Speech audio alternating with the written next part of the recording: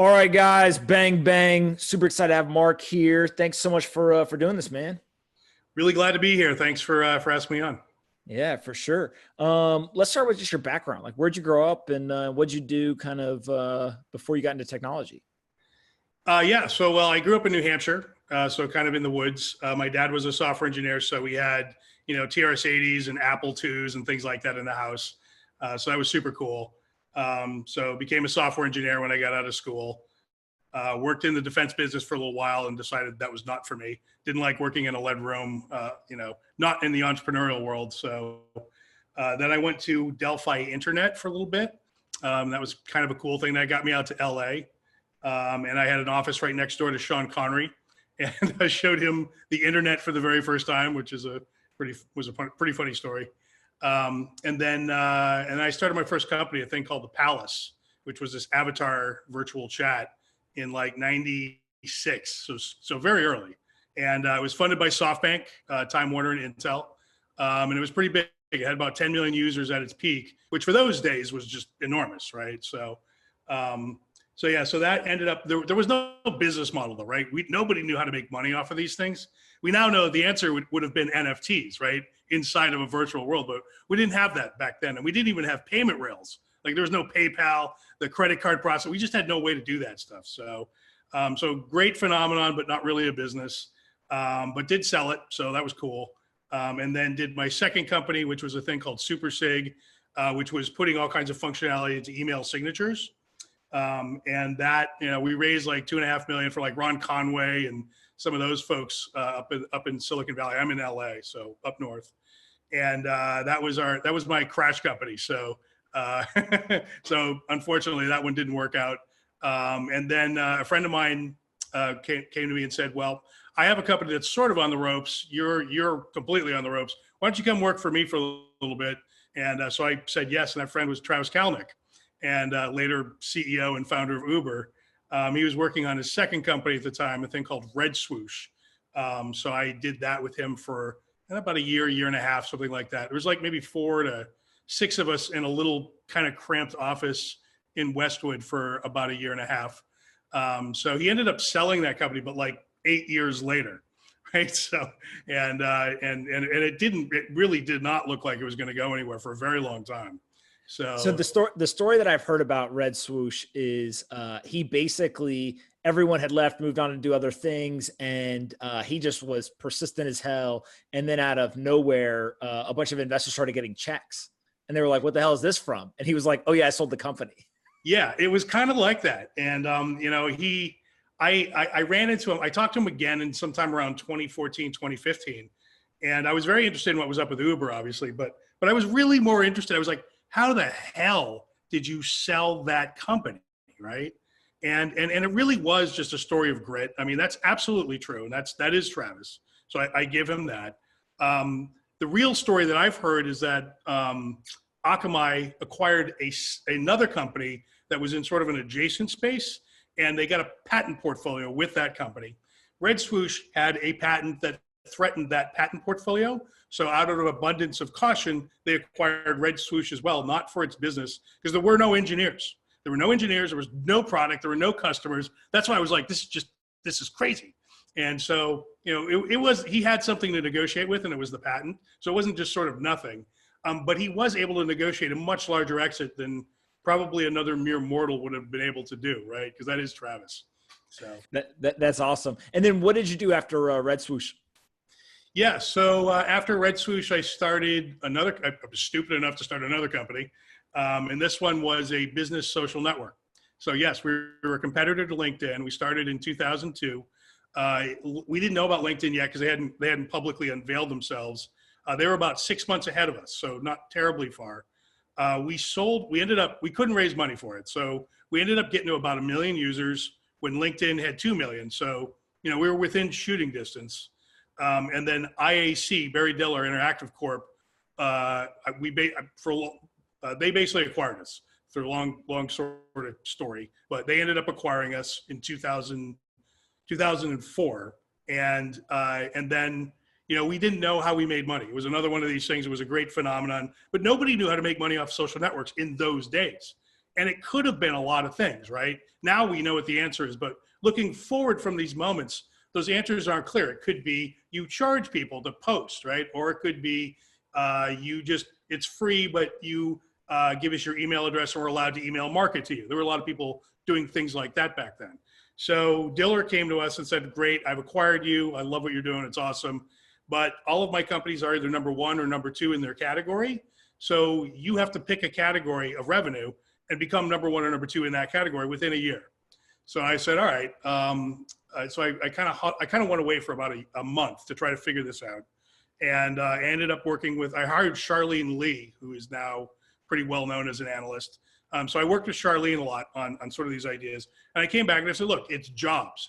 All this is it's Monster just inside of a social network. And you use your social graph as a way to find better candidates or better jobs that you have connections to. Again, this was not obvious it is looking back. It wasn't from that moment looking forward. So we went and presented it to Diller. And this is before LinkedIn decided to do the exact same thing. So we presented Diller. Diller says, he said basically, look, he agreed that it was Monster.com, but Monster spent $100 million a year on advertising. So he was like, I would have to spend $100 million a year on advertising.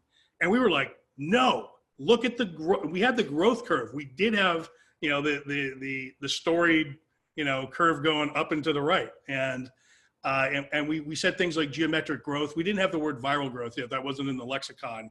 And it wasn't really sort of commonly understood. So we're describing viral growth to him, but we don't have the words yet. And he just thinks we're full of shit. He thinks this is just some shit we've cooked up. And to his credit, though, there's nothing in his experience that maps to a phenomenon like this, right? He comes from a world where you spend money on advertising and then people come, right? And so he wasn't wrong. He just didn't have anything to sort of relate to it. So he basically said, I don't believe this. He said, well, come up with something else. And I said, there is nothing else. This is the right answer. And then there's all the wrong answers. And so basically he was like, well, I'll buy you guys out your contracts then. And that was kind of that. So I left. And then I wasn't really sure what I was going to do. Oh, I started writing novels. I did that. And I podcast some of the novels. I was one of the first people to podcast a audiobook.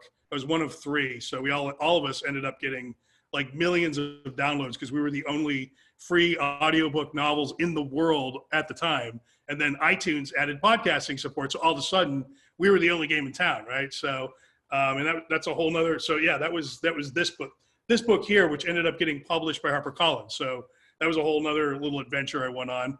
And then, so I was thinking about doing another tech company and I didn't really have a good idea. I was piddling around with a couple things. And I got a call from Jason Calacanis and he basically said, hey, I got a term sheet from Sequoia to do this new wave search engine called Mahalo. And I'm looking for a CTO, what are you doing? And, it seemed like a good idea at the time. So I signed up. And really, it was a good idea at the time. We were basically saying humans were curating search results. At the time, Google's search results looked very sort of robot-y, and there wasn't really much meat there. So you know how today there's like little side card that comes down that shows you kind of a summary of whatever it was you were just searching for? That wasn't there yet. Mahalo was doing that, and except we were trying to human curate it on a much larger scale. So we were right. The searches could be vastly improved with some human intervention, but the problem is that in order to compete, we would have had to compete successfully with Google. To do that, we would have had to have a corpus of data that was competitive with Google, and it took so long to make search results by hand that after a year we had like 5% of the internet done, right, or 5% of all search results, and so basically the end result was 95% of the time Mahalo sucked. 5% of the time it was 600% better, right? But that just didn't really work in the end. So we did, we worked on that for about I worked on that for about 4 years. Elon Musk was an investor, so got to meet him, got to hang out with him, and Sequoia was an investor. So there's some great people hanging around in the Mahalo offices. It was kind of like Warhol's loft for a little while. So a lot of really interesting and great people and ideas kind of flowed through that office. At least in LA, it was kind of the center of action for about 4 years. And then long story short is then Jason and I started talking, and Kevin Pollak started hanging around a lot, the comedian. And Kevin, yeah, he's great. I love Kevin. And so, Jason knew from my podcasting days that I was very into podcasting and knew that world. And so he said, look, let's do a podcasting company. We'll call it This Weekend. And you can be CEO and we'll all be three-way partners on it. So we started that, and I did that for about a year and a half. And long story short is we just couldn't make it profitable. It was just, there was too much diversity in the shows. They were all over the map. So that meant we had to sell ads we had 30 shows, and we really had 30 different markets. So we could gain those sales efficiencies. They all had very different demographics. And some of the shows were too broad, like This Week in Music, for example. 1 week it was speed metal, the next week it's classic rock, next week it's rap. Those are completely different audiences. So it could never sort of find its groove. The tech shows did very well. So Jason's show, This Week in Startups, that did awesome. We had, there was one I hosted called This Week in Cloud Computing. We had like a This Week in iPad. We were sort of following a lot of the model that Leo Laporte had laid out, right? So tech shows worked, the other shows kind of didn't. So we were sort of left in this no man's land. So after about a year and a half, Jason said, I think I can make a run at it. So he took a crack at it. He couldn't make it work either. But I left, and then I again was sort of like, I'm not sure what I'm going to do. So I consulted for a little bit. I just went to local VCs and I said, sword for hire. What do you need? What do you need help with? So I did that I was like a Ronin for about 2 years, and then I had the idea for Guardian Circle, which is the current thing that I'm doing right now. So. Anything else in the past you want to talk about? So here's my question is, you have worked on many companies that people who pay attention to technology, especially over the last 20 years or so, will know a number of those companies, a number of those players that ran companies, founded companies. What's your biggest lesson learned through all of that, right? Whether it comes from the people, the companies, like what would you say is the biggest lesson you learned through that whole timeline? Yeah, there actually is a biggest lesson, oddly. And I learned it when I was at Mahalo, and Mike Moritz, who is, fabled Sequoia partner founder, came to visit us one day, and he had like a Q&A, Ask Me Anything session. And I asked him the question, I said, look, you have like 30 years, it was either 30 or 40 years of venture capital experience at the time. You've seen a lot of stuff. What's the difference between the companies that make it and become big things like Apple and Google, and the companies that just die? And I really thought the answer was going to be something like, well, it depends. There's a lot of things, a lot of factors. And he said, oh, that's easy. The companies that focus on one thing and one thing only, and are the best in the world at one thing, have a shot at being the Apple or the Google. I can't tell you that for sure they will, but they at least now have a lottery ticket, and a lot of times they do win. The companies that definitely fail every time are the ones that can't pick a direction, right? They're like, there's money over an enterprise, so let's forget our consumer thing and go over here, right? They sort of get distracted by all these siren songs around them, and those are the companies that die. And if you're pivoting like so much you're doing pirouettes, like you're definitely going to die, and that's the pattern that he's seen. So that's sort of A. B, this is not a direct lesson of mine, but when I heard this, it rang very true.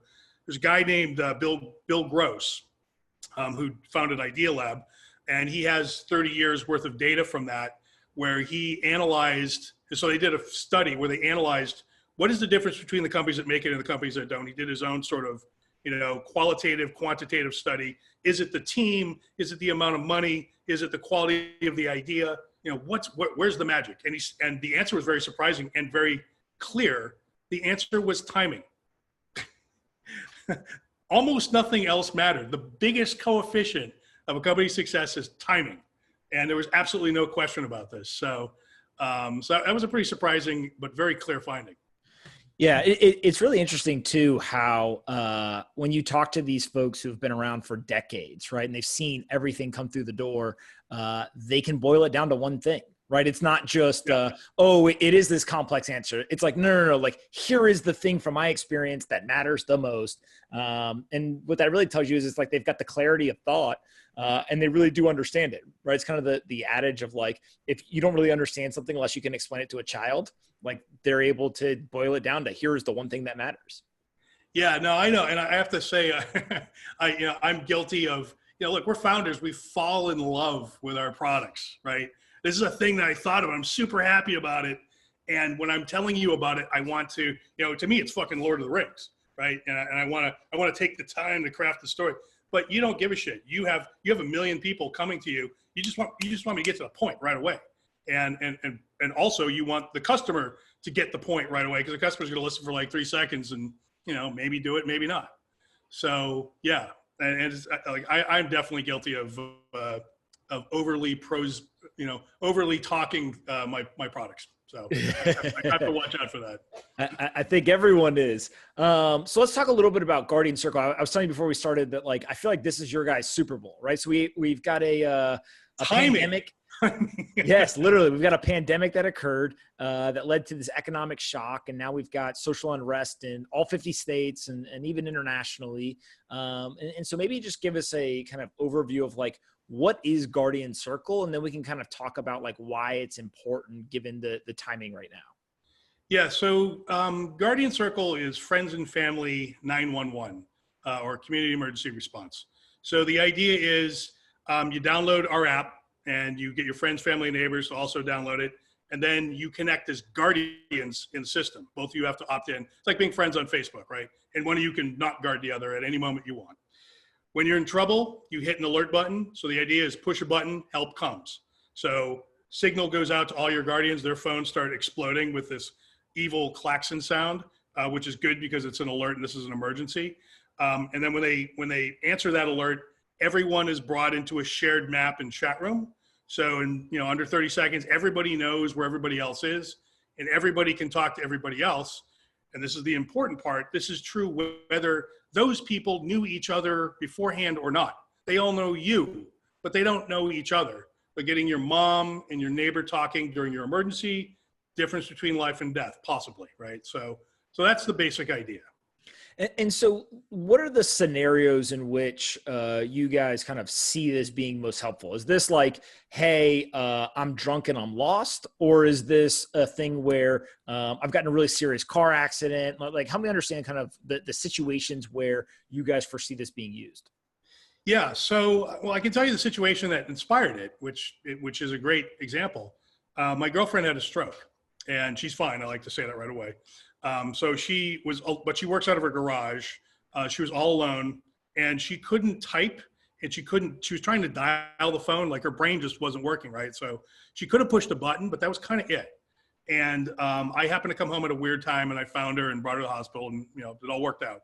But afterwards I started thinking about this. I'm like, my God, like if I hadn't gotten there in time, strokes are like time dependent. If too much time passes, you're paralyzed or you're dead. So, and I realized, and when I reversed engineered the situation, that there was all kinds of help all around her. Her neighbor was home. Several people had been driving by. In short, there were 7 people within 1,000 yards of her during the course of the emergency. She was drowning in help, but she had no way to get to it.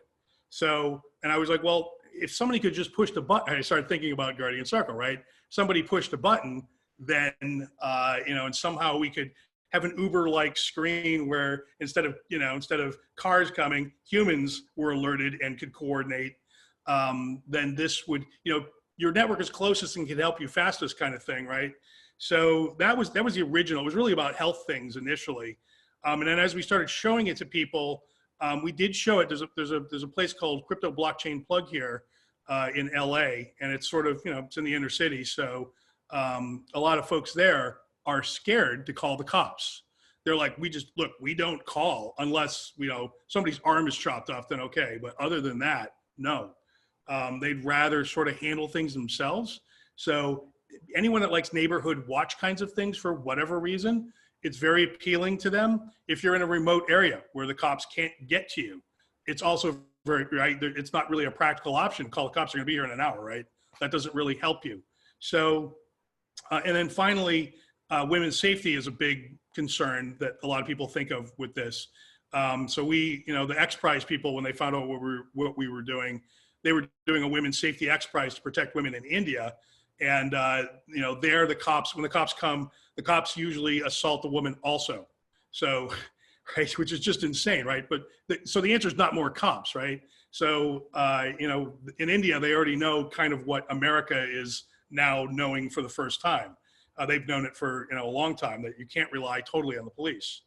There's, the women's safety, a lot of jobs that women are alone and possibly going to be isolated by a creepy guy, real estate agents, hotel housekeepers. It's a big problem for hotel housekeepers. In fact, there are now panic button laws that are coming out nationwide requiring hotels to buy products like, what Guardian Circle has. And we are now selling into that market. We're just starting to sell into that market ourselves. So, kind of a wide range of things. But you're right that before all of this COVID and other things, when we told people about Guardian Circle, our pitch was kind of like 911's not good enough in a lot of ways. They don't know, they don't know your location when you call from a mobile device. There are problems with 911, but most people feel like 911 is safe, right? If you're in America, you're like, yeah, I'm good. I just call 911, I'm fine. And we had a hard time kind of getting a lot of people to, people don't like to think about emergencies. So getting on their radar was just tough, right? Unless they already were someone that was at risk, elderly, a woman who's been assaulted who, was just afraid of it happening again. If it was on your mind in some way, it was easier. But other than that, it was difficult. Over the last couple of weeks, like 3, 4, COVID, obviously, but the last week in particular, getting people to think about emergencies is no longer a marketing challenge, right? So that has suddenly shifted the dynamic, and now people are seeking us out instead of us seeking them out. So yeah.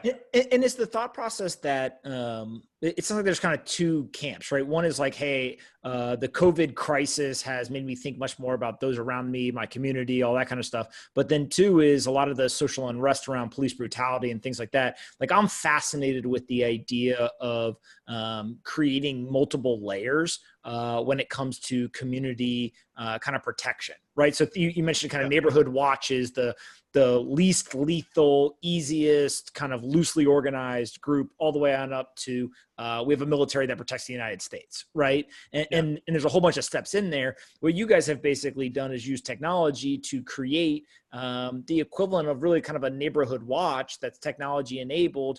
And to me, the part that's really interesting is I don't need to know the other people. Right. Like, all we have to do is just be connected. If I know you and somebody else knows you and you're in trouble, then all of a sudden me and that person are on the same team, right? We're here to help you. And so putting us into some kind of chat is a pretty interesting dynamic where you almost create these like ephemeral social network graphs, right, around a person.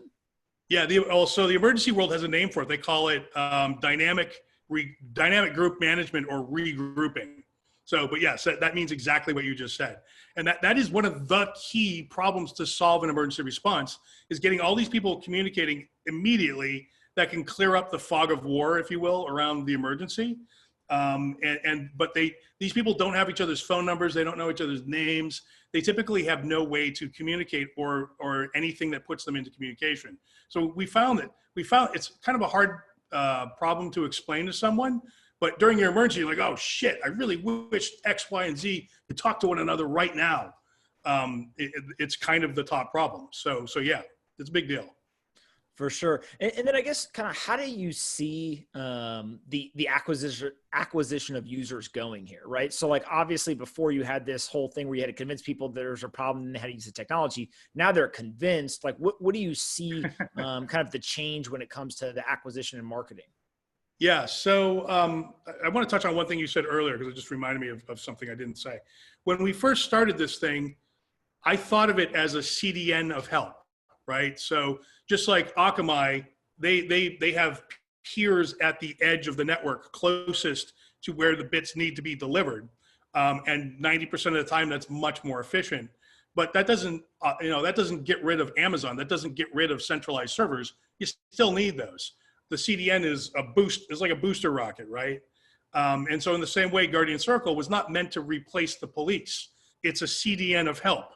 Your network is closest and can help you fastest, like a CDN. But I never imagined that like people would be like, yeah, you know what, get rid of the cops totally. We'll just do this. And so I'm like, you guys are going further even than I would. I'm still in CDN of help world. But the defund the police thing, I think it's a moment. I don't think we'll end up truly with no police forces around the country. I don't think it's going to go there.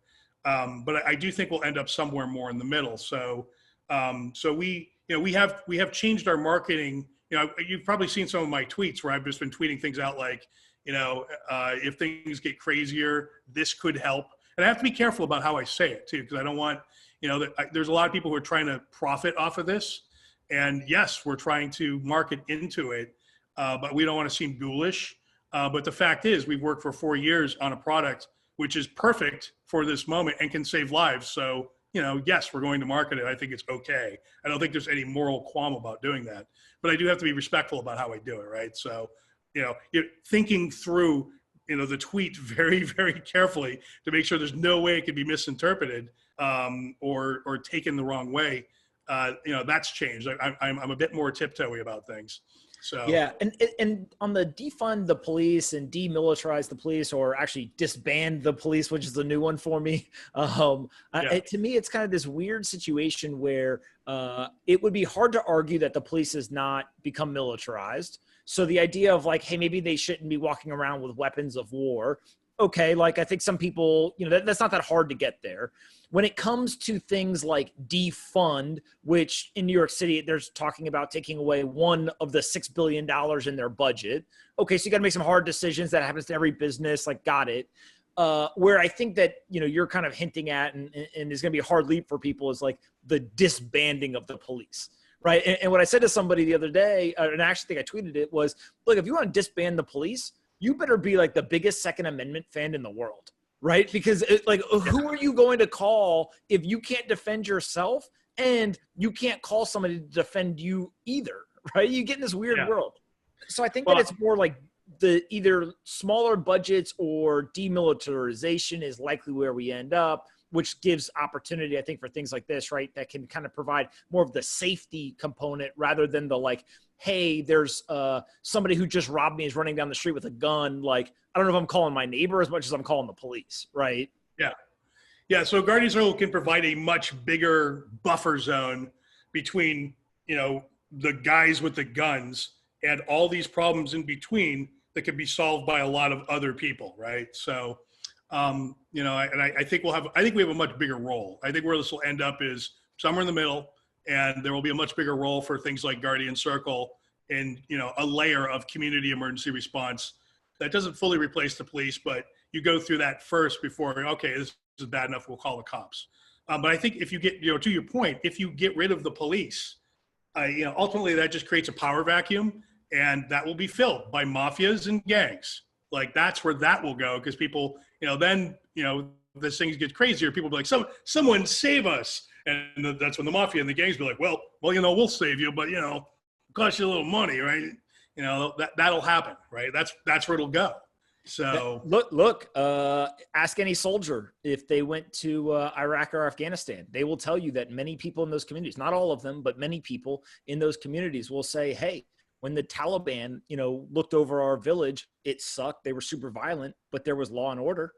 Right. And all of a sudden, when you guys went and ran them out of here, there's now this power vacuum. And yes, we're trying to replace it with democracy and, all this kind of stuff. And so that transition period is actually very weird for those people, right? Because they're used to kind of a very rigid kind of oversight. Obviously, when you come at it from democratic ideals like we do, we say, hey, well, look, there's a better path, right? Let us help you do that. But I definitely agree that, when you have that power vacuum, what happens is people that you probably don't want being in charge end up being in charge, right? Yeah, that's where it'll go. So it's unfortunate. Democracy is hard, and law and order is hard, right? And the pendulum is really, it's swung very far in one direction right now. So emotions are high, and while there's absolutely a point behind where the emotions are right now, we're not thinking about the logical consequences of where that thinking goes yet. I don't think in full. So, what do you think is the biggest risk, right? Because I always find it interesting when timing lines up, right? So you've built a product now in kind of the more macro environment. It's like, bam, like, okay, everyone's paying attention right now. Hey, we're going to roll this product right into this great timing. how do you think about risk during this time? So you mentioned one on like the marketing message and more kind of like people misconstruing or seeing something as insensitive. What are the other risks that you see? Yeah, I mean, for us, it really took us 4 years to get to what I called, in my mind, is the 1.0 version of the product. So, and it's really our 3.1 version. And that came out in kind of the end of last year. And there's a lot of reasons for that. And a part of it is money.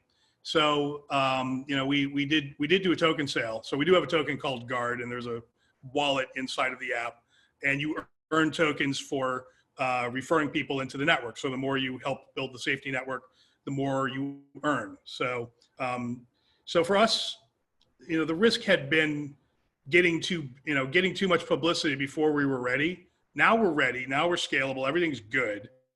Like the timing just weirdly worked out perfectly on all of that. But at the same time, Guardian Circle is a free service. It doesn't make any money, which is fine. It doesn't cost a lot for us to run it. So it's not like WeWork or Uber where we're spending gobs of cash. It's not that. But it's we need we need to either raise money or we need to have some revenue coming in. So the risk right now is the Mike Moritz risk, right? Of diverging our focus. So we did have some funding lined up in March, which I won't go into the details of that, but bottom line is it was about $5 million, and it fell through because of COVID and the market. Anytime the market crashes, venture capitalists, kind of their limited partners are like, no, we're not going to give you our money after all, right? So there was a fund closing and it didn't happen and blah, blah, blah. So then we said, all right, well, we have to do a revenue product. And we looked at a consumer revenue product, and what we discovered was it was probably too early for that. It was a great time to grow the free product. But where the actual money is in the hotel housekeeping business. So like I said before, there are panic button laws coming into effect right now, which require hotels to provide housemaids with panic button service. And it's a law in Vegas. There's a California law that looks like it's going to pass. And there's a few cities around the United States, but it does look like the sort of thing that's going to go nationwide. And in aggregate, it's probably about $1 billion market in the U.S. Worldwide, it's like 5 or 6 billion, something like that. So there's money there, and it's a special case of Guardian Circle. So we're building a new product based on Guardian Circle, and that effort's been underway for a couple of weeks now, and it's almost done. So that's the good news. I was actually afraid that this might be, a 6-month build or something stupid like that. There's some modifications we have to make to the product because, if you're in a hotel, GPS doesn't work right. You can't really rely on GPS.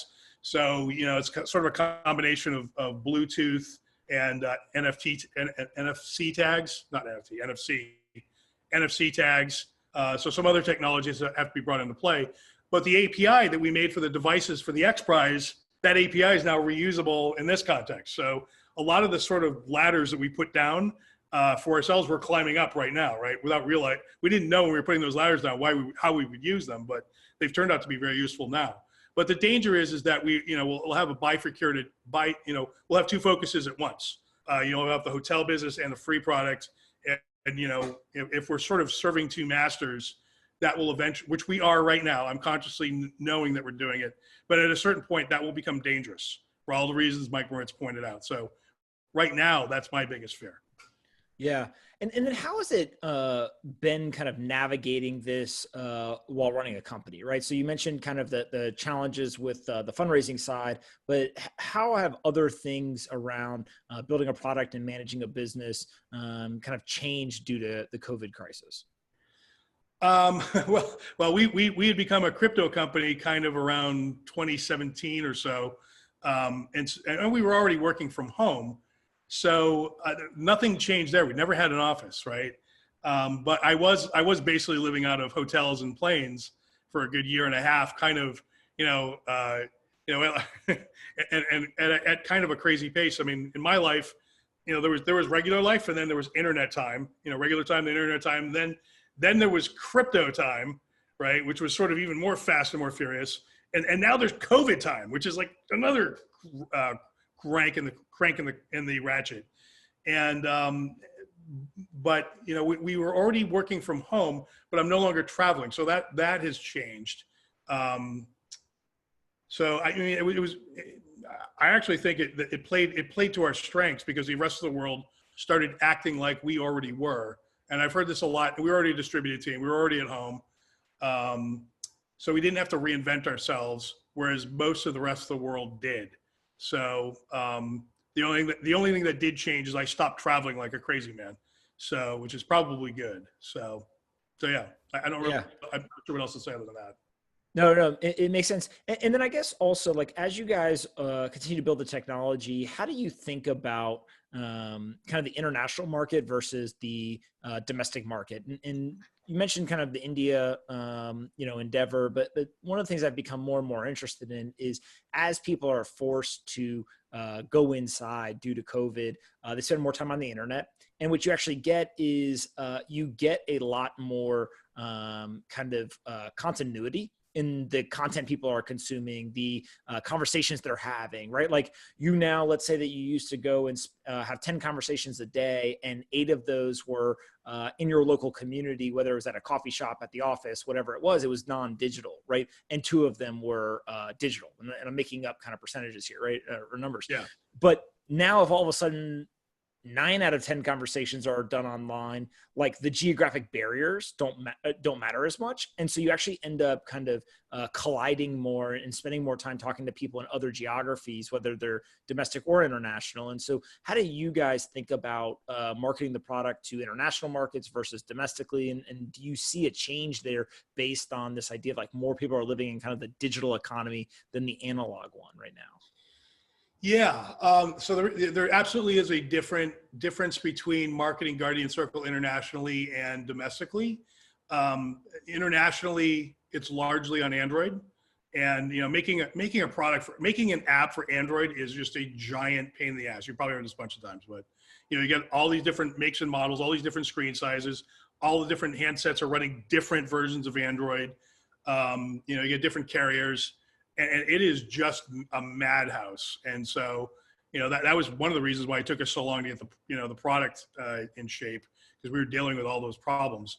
And there's also different sensibilities for what people will accept in terms of permissions.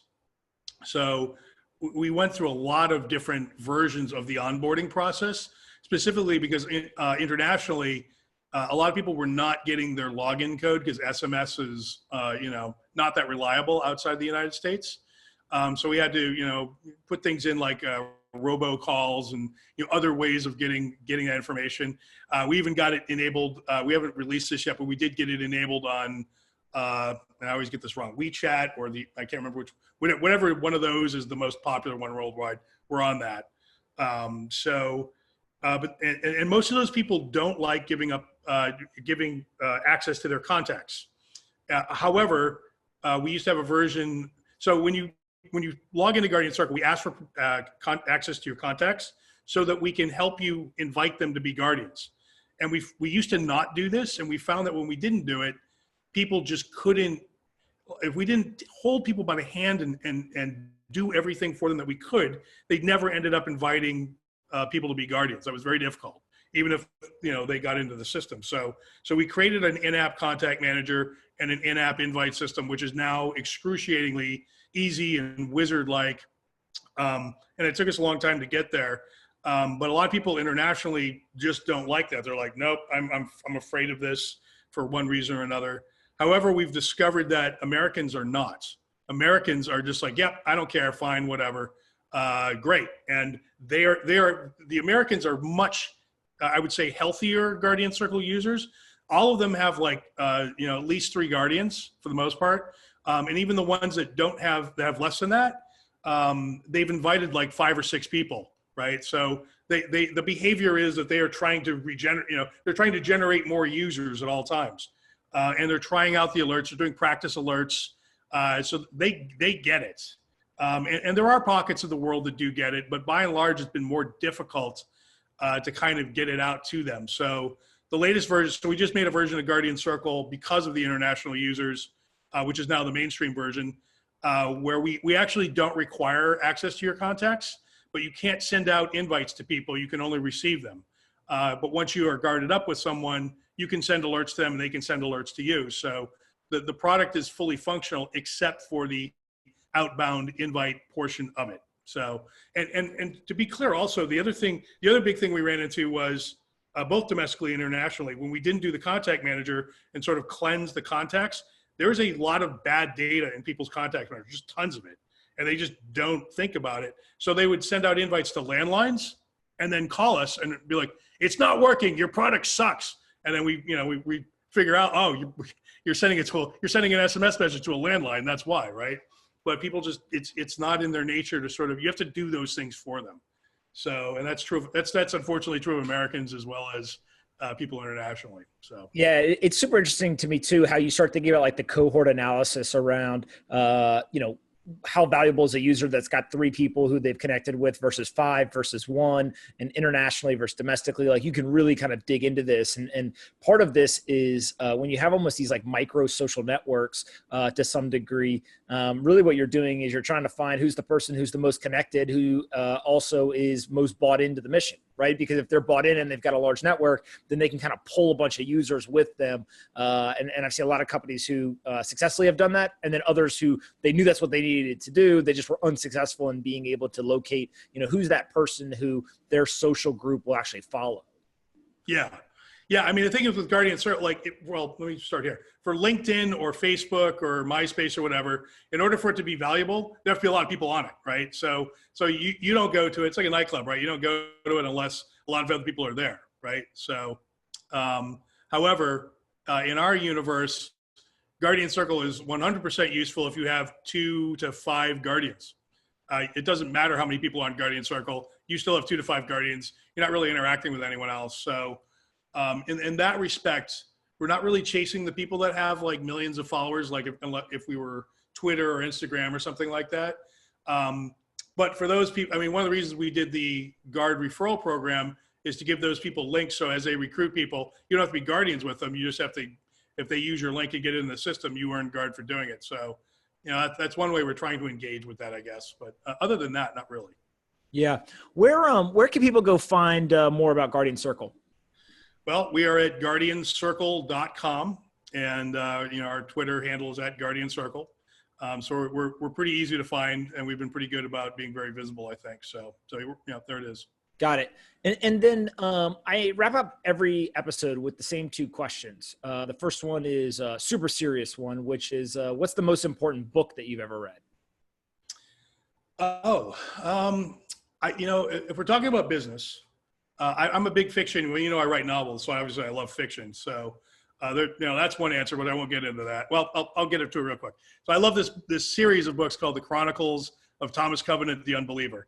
And the plot is basically Lord of the Rings, except in the 70s, a guy from our world hits his head and goes into this fantasy realm, and he's like the Frodo, right? And his wedding ring is the ring. So it's very, very well crafted and very well done. I've always loved those books since I was a kid. But in terms of business, I have to say Crossing the Chasm, it's an old one, but still in my mind, the best one. I also really like 0 to 1 by Peter Thiel. That I also found that was one of the best books I've ever read. Crossing the Chasm has got one idea in it, and it basically says, pick one thing and do it better than everyone else in the world, which kind of lines up with what Moritz said from Sequoia. So it's a very hard lesson to learn. That is, it's easy to read and be like, oh yeah, I get that, and then you turn right around and start not doing it, right? So it's hard to put into practice. So yeah, sure. It's a deep topic. It's one of these things where when you're reminded, you're like, duh, but it's easy to lose track of it day to day. Last question is about aliens, believer or non-believer? Oh, absolutely a believer. No question. Why? I just, the universe is just here. It's here to generate life. I mean, I feel like, I know it's sort of a non-scientific thing, but it feels to me that like, there would be no reason for the universe unless it were here to generate life and consciousness. And so I have no proof, but it is my very, very, very strong gut that life is just everywhere. And this idea we have about dead planets and, spinning around dead suns, and there's a lot of that. And that's most of what's going on. my gut says no, I just don't buy it. So aliens, absolutely yes. I love it.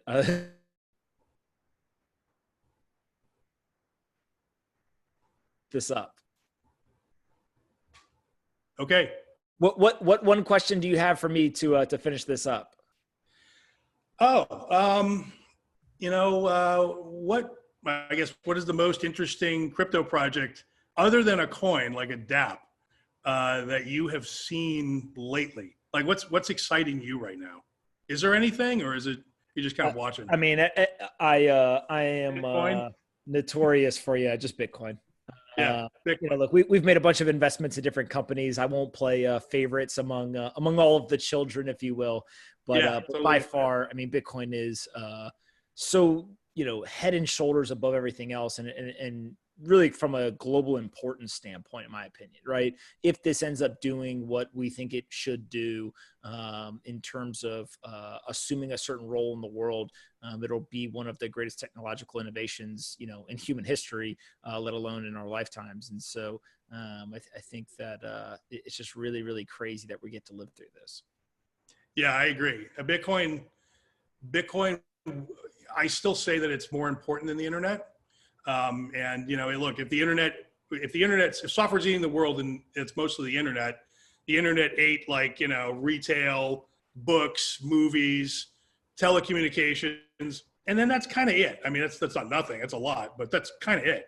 Whereas Bitcoin, maybe all of crypto, maybe Bitcoin, but in some form, crypto is going to eat world law, finance, banking, reserve currencies, right? That meal is just orders and orders of magnitude larger than what the internet ate. So yes, I think it's more important than the internet ultimately. I love it. All right, Mark, listen, I appreciate taking the time to do this. I think that people will learn a lot here, and we'll send them to go check out Guardian Circle, but we'll have to do it again in the future. Really appreciate it. Thanks, Pomp.